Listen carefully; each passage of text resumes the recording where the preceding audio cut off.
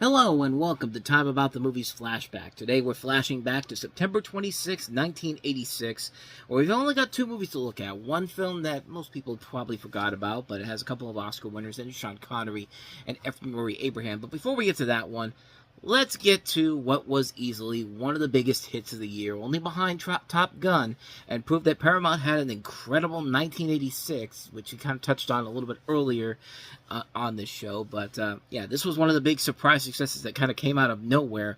This is Paul Hogan as Crocodile Dundee.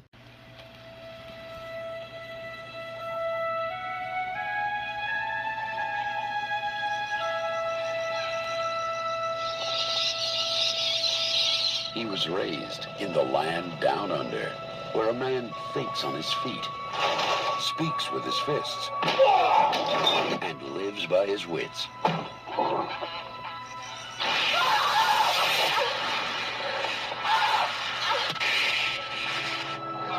Two beers, all right? One for me, one for me, mate. A legendary figure about to encounter a world more treacherous than any he has ever known.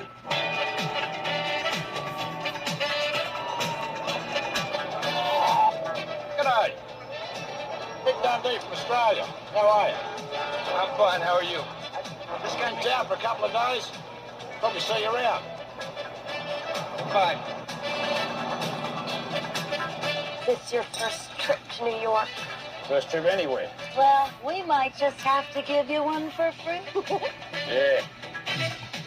One what? How are you finding New York? A bit of a lunatic asylum. That's why I love it, because I fit right in. G'day. Hello. Sorry. G'day. Look. My bag!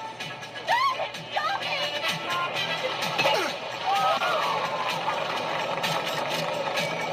When are you coming home, huh? Well, if you can manage, Wal, I'd like to stay a while. Wouldn't have anything to do with a certain lady writer, would it? Paramount Pictures presents Your towel, Signor Meek. Paul Hogan Hey, my man, what's that? Where? as Crocodile Dundee. You got a light, buddy? Yeah, sure, kid. And your wallet.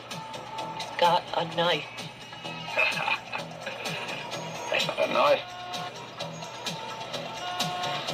That's a knife. But then this is a gun. Of course, we got to talk about Crocodile Dundee. You got to talk about the Dave Chappelle bit too. That was from the, of course, Chappelle show where he's talking about, he's talking about the scene from Crocodile Dundee where the guy is about to mug both Dundee and his girlfriend, and she's just like, he's got a knife, and Paul was just like, that's not a knife, this is a knife, and then Dave Chappelle's just like, yeah, well, this is a gun, but I mean. Yeah, you get the idea here. But Crocodile Dundee, we've kind of touched on the Crocodile Dundee movies before, and I've said before that Crocodile Dundee 2 is good, but Crocodile Dundee in Los Angeles, not so much. But in this movie, essentially, you have the story of Paul Hogan, who is Mick Dundee. And this is actually based off the story of the true-life exploits of Rod Ansel, and was produced under a budget of $10 million and was made as a deliberate attempt to make a commercial Australian film that would appeal to a more mainstream American audience. But it ended up becoming a major phenomenon in the process, making over $328 million just in the United States alone. But worldwide, it made a lot more money than that. But in the story, you have Hogan as Dundee, who, after a close encounter with a monster saltwater crocodile, the New York City reporter Sue Charleston, played by his wife, Linda Kozlowski, travels to Australia to meet the legend in person.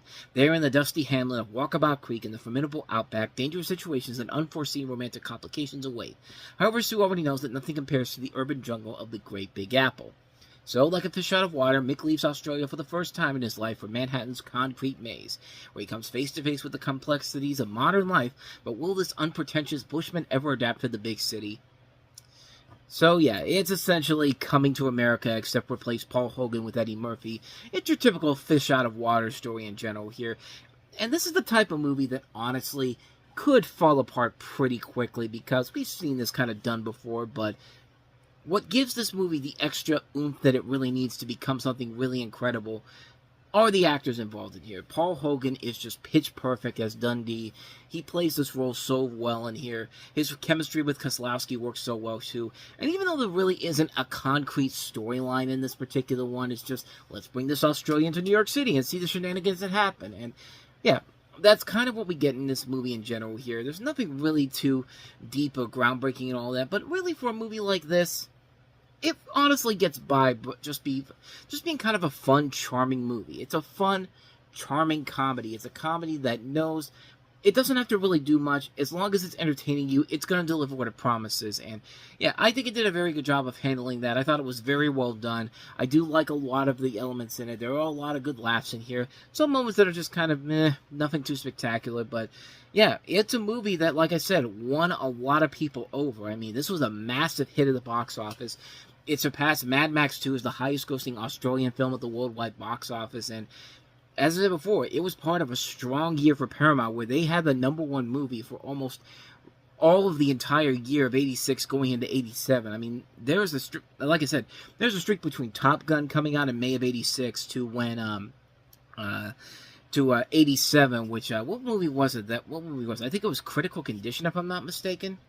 Actually, we're not even that far away from that. September 19th was when it started with Top Gun back as the #1 movie, and then Crocodile Dundee comes out, and then Star Trek 4, then The Golden Child, and then going into '87, you had up to Critical Condition. This thing, Paramount had the #1 movie for 4 consecutive months between September of '86 to January of '87 before Platoon came out in wider release and took the #1 spot. I mean, that's unheard of for a movie to do that. Not even Disney had the #1 movie for multiple months, regardless if it was one movie or the other. But that's still a very impressive feat overall for this film in general. And this thing cleaned up at the box office. I mean, it made over, like I said, it made over $328 million.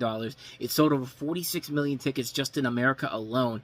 It was actually the highest-grossing non-American film at the U.S. box office at the time of its release. I mean, it was a movie that really just kind of came out of nowhere and became a massive hit to the point where Paul Hogan himself got nominated for an Oscar for the screenplay for this with the 2 other writers here, John Cornell and Ken Shady. I mean, that just tells you everything about how successful this movie was and how they just found mass commercial appeal with this movie. And it was just a fun film overall. It's a fun ride all across the board. Paul Hogan is great. I mean, it's a movie that is very, very impressive overall. And the fact that Paramount basically beat out Fox and Warner Brothers to get it, and they hit the jackpot big time with this one, only picking it up for $6 million, and this thing made much more than that. Like I said, it's not a groundbreaking movie by any means, but it's a fun movie overall. Paul Hogan is great to watch. The comedy works very well. It's a good movie. It's a really fun film overall. I can't recommend it enough. Crocodile Dundee, a good fun film overall. So let's go ahead and move on to our last movie that we have here, which is Sean Connery and F. Murray Abraham in The Name of the Rose. I can come! His fang is black, just as Brother William foretold. Yes, I was right. He knew, just as I, too, would have known had I been the murderer. You go that way. Lock them up! One final murder has been planned. Master? How do we get out? With some difficulty. And it's his. Sean Connery. F. Murray Abraham. The Name of the Rose. A story of unholy murder.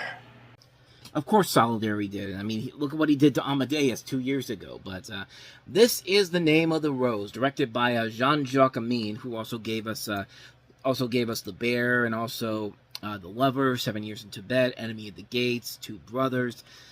Quest for Fire, of course, was the film he did before this one. And this is a movie where you have Sean Connery as the Franciscan friar William of Baskerville, called upon to solve a deadly mystery in a medieval abbey. Christian Slater plays his young apprentice, Adoso Melk, and F. Murray Abraham is the Inquisitor rival, Bernardo Gui, Michael Lonsdale, William Hickey, Ron Perlman also in this movie as well.